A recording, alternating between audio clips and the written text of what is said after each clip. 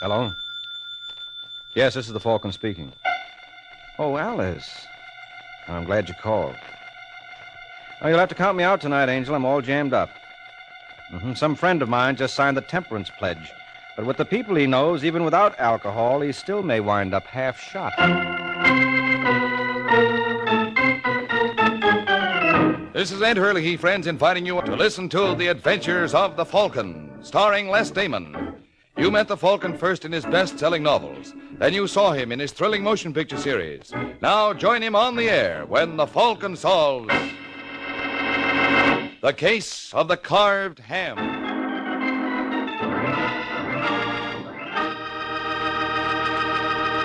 And now, The Case of the Carved Ham. It is early Sunday afternoon in New York, and a lovely redhead named Doris Webster gets off the Fifth Avenue bus at 76th Street. As she does, she notices a tall, thin man behind her. He's still behind her at 78th. At 81st, Doris gets a little frightened at the game and stops dead in her tracks, whereupon her shadow almost topples over her. Oh, I'm terribly sorry, lady. I should have looked where I was going. That's the trouble. You did. How's that? You've been following me for the last hour. Me? Listen, mister. I don't know what your game is. I'm sightseeing. Well, do it elsewhere, or I'll call the police. You don't really mean that, baby? Officer! Oh, I guess you do. You want me, lady? Yeah, please. I guess that's my cue to beat it. Been nice knowing you, honey. We must do this more often.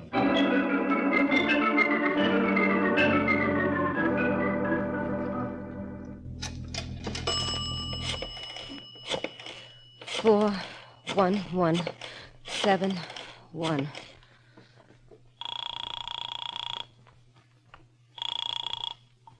Hello? Is that you, Stuart? Yeah? It's Doris. I gotta see you. Why? What's the trouble? Well, I just had a funny experience. I thought a man was following me. Was he? Well, he might have been only trying to pick me up. At least that's what he claimed. Don't worry about it, Doris. You come on over. All right, honey. I'll be there in 20 minutes. You through with the phone, lady? You. Oh, hiya, beautiful. Imagine bumping into you here. Certainly is a small world.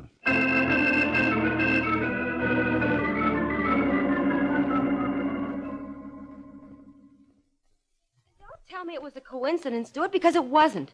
I tell you he was following me. That's ridiculous, Doris. Why should he? Well, maybe he's working for Santos. Never in a million years. If your boyfriend, Mr. Santos, knew about me, we would have heard from him long before this. Listen, Stuart. If anything should happen... Oh, now you're talking like a child, Doris. I know, but, well, if anything should. Look, there's a red leather vanity bench in my bedroom. Vanity bench? Yeah, you can't miss it. It's 24 inches high and about 18 inches wide. Yeah? Yeah, well, if you turn it upside down, you'll see the padding comes out. Inside, you'll find some newspaper clippings. I want you to send those clips to the police. Forget it, darling. Nothing's going to happen. Want to bet? What? Who the devil are you? He's the man I've been telling you about. The name is Brian King, honey. What do you want? You. What? Yeah. The fellow I work for would like to see you. Who? Joe Santos. Do it! You can tell Mr. Santos I'm not interested. Maybe you better tell him yourself. Let's go, chum. Take your hands off him! Come on, handsome. I told him you were practically on your way over. Now, you don't want to make a liar out of me, do you? Look out, Stuart! Oh! You were a little late, honey. Stuart. Now, don't give him a second thought, baby. He'll be all right.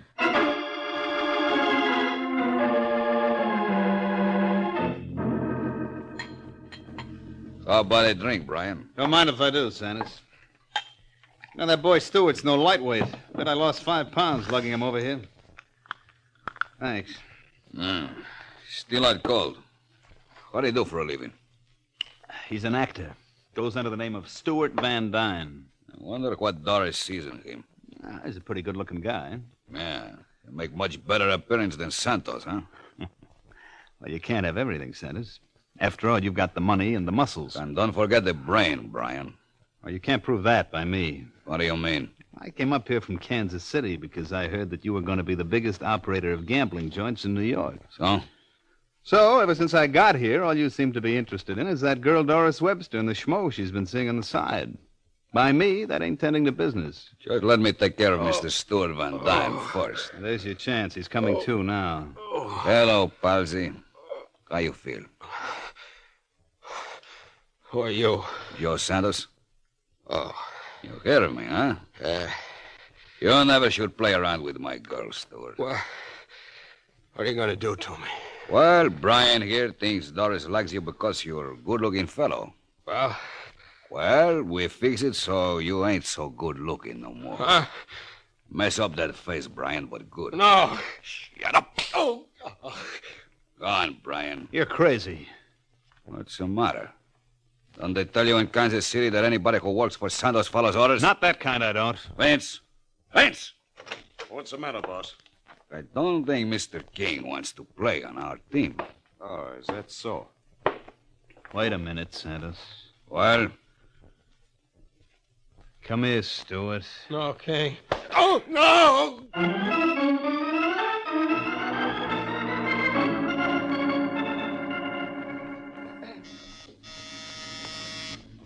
Just a second. Yum. I'm looking for a Michael Waring, the Falcon. Come in. My name is Webster, Doris Webster. Sit down, Miss Webster. Thanks. Now, what's the problem? Well, a very dear friend of mine has been kidnapped. What's his dear friend's name? Stuart Van Dyne. Did you report it to the police? No, Why not? because I don't want them involved. You don't want him involved. A man is kidnapped? I didn't say he was kidnapped. I said he disappeared. You said nothing of the sort. I can see I made a big mistake in coming here. Oh, I don't know. Well, I do. I'm sorry to have bothered you, Mr. Waring. Believe me, it won't happen again.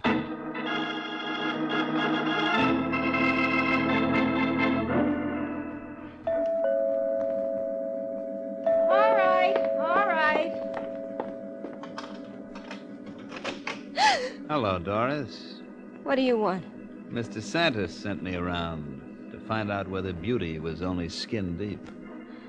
Where's Stuart? Where is he? All right, Vince. Here we are, right on cue. Come on, pretty boy. Doris, I can't look at him! Take him away! Take him away!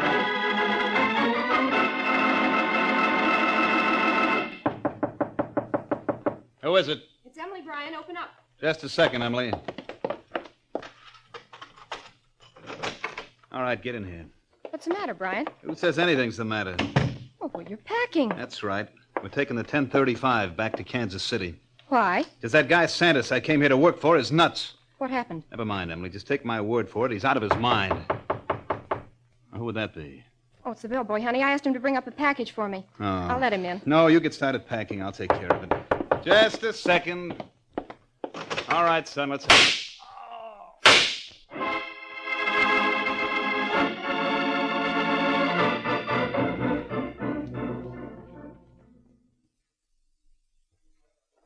Hiya, Sergeant.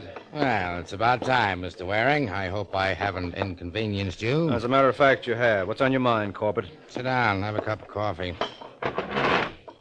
Did you read about a guy named Brian King being gunned yesterday in his hotel? Yeah, I understand they're holding his wife. She didn't do it, Mike. You've got to look out for her interests. As she asked me. No, she don't know a soul in New York. And whose idea is this? Mine. Yours? Now, I've heard everything. What's your interest in this? What's her name? Emily King. How come you're so concerned about I it? just feel sorry for the dame. You sure that's all? Look, can't a guy do a decent thing in his life without everyone being suspicious? All depends on who the guy is. Who does Mrs. King say killed her husband? She don't know. She was in the bedroom packing when Brian got it. What were they doing in New York? Her husband came here to work for Joe Santos. Maybe it didn't pan out because he was in an awful hurry to leave. Did you speak to Santos? Yeah, he denies the whole thing. Claims King was doing fine. And I suppose he has an alibi for the time of the murder. What do you think? Well, I think if I'm going to prove my unknown client didn't kill her husband, I better get started finding the party who did. I'll be seeing you, Sergeant.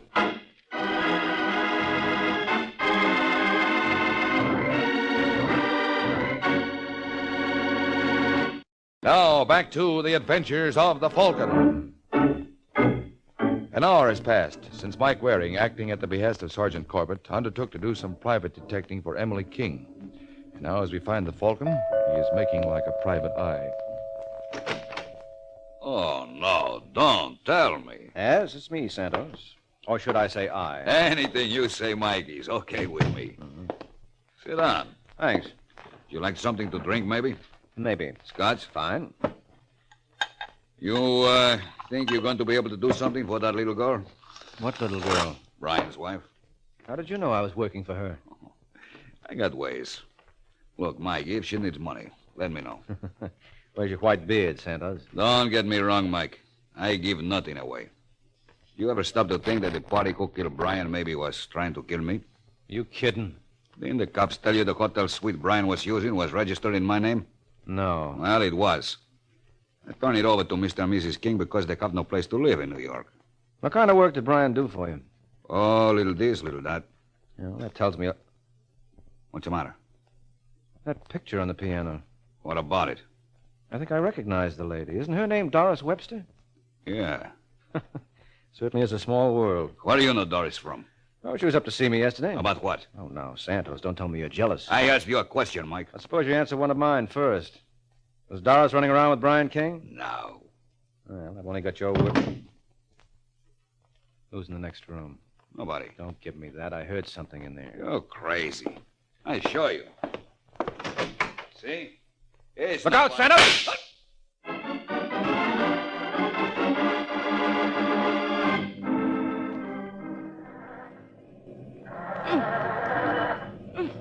All the rotten luck. What's the trouble, Angel? Well, if it isn't Mr. Waring. Well, darned if it isn't. It's like I just mentioned to a friend. It certainly is a small world. Yeah, too small. Say, that must be a dihedral. Huh? That's the molten joint that's attached to the Finnegan pin. Here, let me show you. Hey, wait a minute. All right, if you don't want your car started. You think you can? Angel, I'm the greatest little Mr. Fix-It in the business. Move over. Well, Now, if I'm not mistaken, there should be a loose wire under the dash. What did I tell you? it's been cut. Exactly. But if we wind the ends together like so, then... Who cut those wires? Me. What was the idea? Well, it was the only way I could think of to arrange this interview. How about a drive around Central Park? Get out. Oh, you're not going to make me do that, beautiful, after all the trouble I went to? Do you want me to call a cop? Well, that's entirely up to you, Doris. But I don't think Joe Santos would approve. Well, if Sanders ever finds you talking to me. I don't think there's any danger of that, at least for a couple of hours. Or haven't you heard? He was shot at 2:30 this afternoon. You're lying. Well, there's no reason to be upset, Angel. The bullet just tore a chunk out of his side. Listen, Waring, what do you want? The murderer of Brian King. I don't know anything about it. I suppose you let me be the judge of that. Now, when was the last time you saw Brian King alive? Yesterday, when he brought Stewart. Now we're getting to it. Stewart's the boy you told me was kidnapped. I didn't say he was kidnapped. Oh, please, let's not start that again. I gather Mr. Van Dyne has finally turned up, huh? Yeah, And Brian King was the one who located him. that's one way to put it. What's the connection between you and Stewart? We used to be kind of friendly. What stopped you? Sanders found out about us through Brian King. Oh, so that's the connection. And what did the messages King and Santos do to Stewart? I have no idea. Well, suppose you give me Stewart's address and let me find out for myself.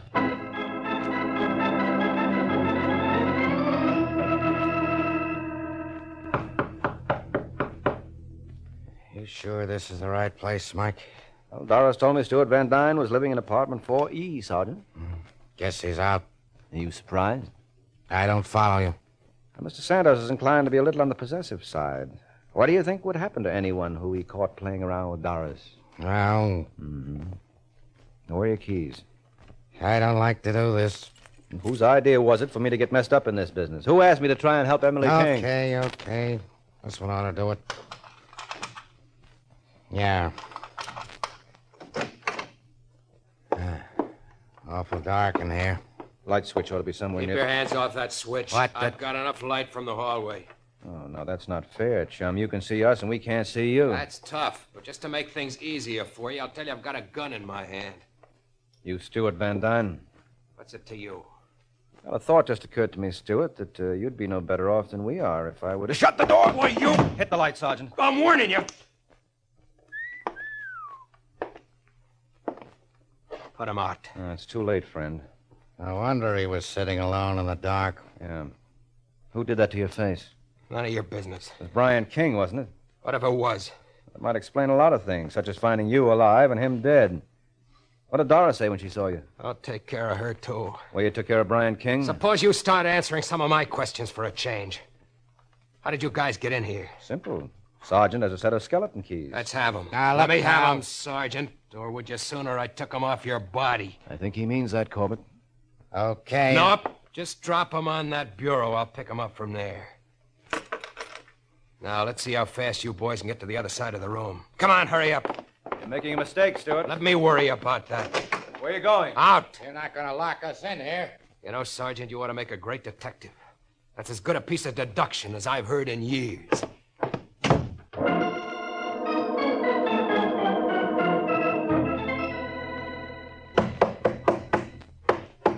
Are you coming on that door, Sergeant? Ain't made a dent in it yet. Well, save your knuckles. The squad car will be here in a minute. Were you able to get Doris Webster on the phone? Oh, her line has been busy. I'll try her again. Okay. You don't think Van Dyne could have gotten to her yet? No, not a chance. When I get my hands on that guy. Hello? Hello, that you, Doris? Who's this? Mike Waring. Say, Stewart's looking for you. Hope you got a good, strong lock on your door. You're not frightening me. I didn't intend to. That's Joe Sanders' department. And Mr. Sanders doesn't worry me either. Little Doris can look after herself.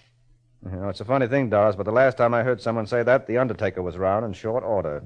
I hope you have better luck.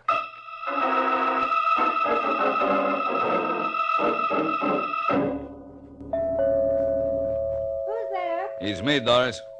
Santos? Yeah. Okay, honey. Just a second. Come on in, honey. Thanks. Oh, I thought you'd be in bed. You mean that bullet? Nothing. Oh, I'll bet it hurt something awful. Here, come on, sit down, honey. I tell you, it's nothing, Doris. You're angry with me, aren't you? Why, I got reason. Oh, I give you my word, honey. That Stewart character didn't mean a thing. You know there's only one man in the world for me. Sure. Oh, come on, honey. Say you forgive me. And if I do? I promise I'll never look at another man again. Until the next time, huh? What do you want me to do? Crawl on my knees? It might be a good idea. Listen, you creep. Who do you think you're talking to, anyway? What's the matter, Doris? You fed up? You're darn right I am. Did you ever get a good look at yourself in a mirror? Oh, I know Santos is not so good looking.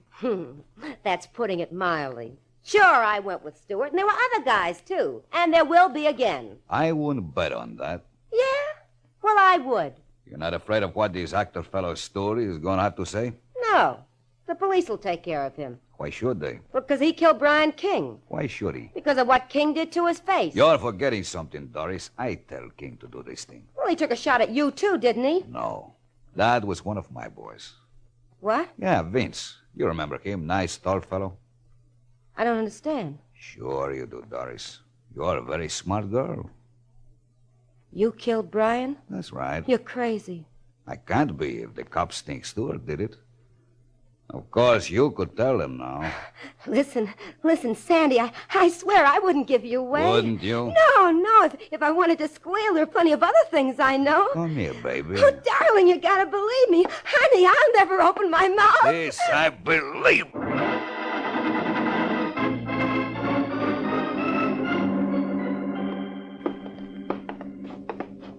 Wait a minute, Sergeant. I think that's the apartment. Is there a nameplate? Yeah. Doris Webster. Well, what are you waiting for? I got a hunch she ain't gonna answer. I wouldn't be surprised if you're right. Well, shall we? By all means. Take a look at what's hanging from the chandelier. Well, that's one way to get up in the world. Good 3 feet, I'd say. Might as well have been a mile. All right, let's get it down.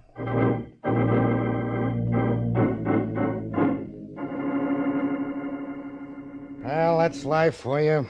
But I wonder why she did it. Did what, Sergeant? Commit suicide. Who says it's suicide? I do. You see any sign of a note around? What makes you think there has to be a note every time? The girl was scared. Yeah, so she put a rope around her neck and hung herself. Won't be the first time it happened. No, it doesn't make sense, Sergeant. Take a look at that red leather vanity bench. Yeah, what about it? Well, can't you see it's been torn apart? Look at the condition of the living room. What does that prove? Well, if Doris committed suicide, who took the joint apart? She might have herself. Why? How should I know? Well, maybe I can guess. Doris seemed awfully sure that she could keep Joe Santos in line. Now, how could she do that? I don't know. Well, the obvious answer is that she must have been holding something over his head. I suppose it was hidden in that vanity bench. Why would it have to be in there? It didn't. The point is, wherever it was, Santos must have found it and destroyed it. Well, assuming for the sake of argument he did, I don't see how that makes us any better off. Well, frankly, I don't either, Sergeant. But I'm grasping at straws. Let's hope one of them is enough to break Santos's neck.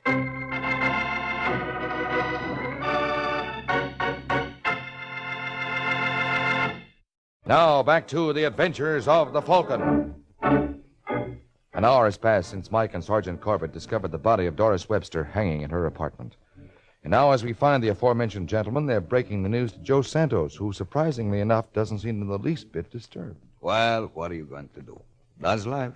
You seem to be taking it pretty much in your stride, Santos. You expect me to cut my throat? You may want to at that. Because I've got a theory you killed Doris. You got a theory. You're out of your mind, Mike. I haven't been out of this bed since I was shot. How do you account for those scratches on your face? When I saw you earlier today, there wasn't a mark on you. And don't tell us you cut yourself shaving. Say, Sergeant, Yeah? has the report come through on the substance under Doris's fingernails? Huh? You know, the stuff you had analyzed. Oh, sure. It was human flesh, wasn't it? Yeah, that's right. The doc said probably came from a man. You know, Santos, they can tell in 5 minutes who that man was. Who are you kidding? Okay, don't bleep me. Sergeant? Wait a minute. Well, Suppose I was in Doris' apartment. but were you or weren't you? Yeah. And you did fight with her? Yeah, I tried to keep her from committing suicide. Well, you couldn't have tried very hard. Well, I do the best I can. Remember, she shot me this afternoon. I'm still weak. Sure. Well, it may be news to you, Santos, but when people hang themselves, they customarily step off a height. And there was nothing resembling a chair in that bedroom. You're sure of that? Positive. You don't see a red leather vanity bench? You mean? Yeah. Looks like he's got you there, Mike. Remember, you were the one who commented on it? Yes, so I did. What did you take out of that bench, Santos? Don't you wish you knew? Maybe I can guess. Probably some evidence linking you with a couple of unsolved murders. Guesses are no good, Mike. You got to be able to prove it. Not if we can prove you killed Doris Webster. And take it from me, Santos, we can. All right, Sergeant, make like a cop.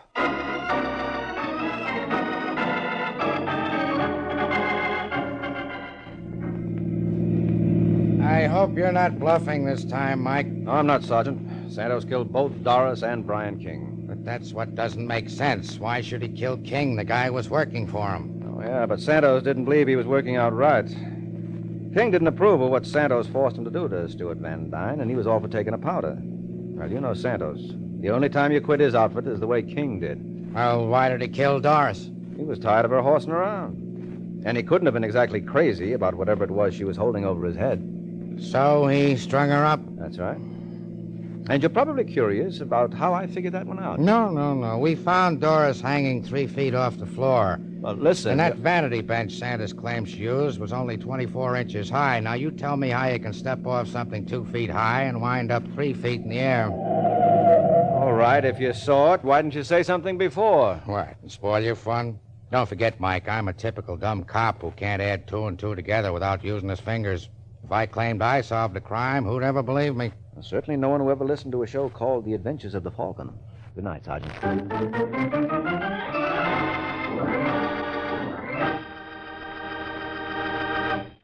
This is NBC, the national broadcasting company.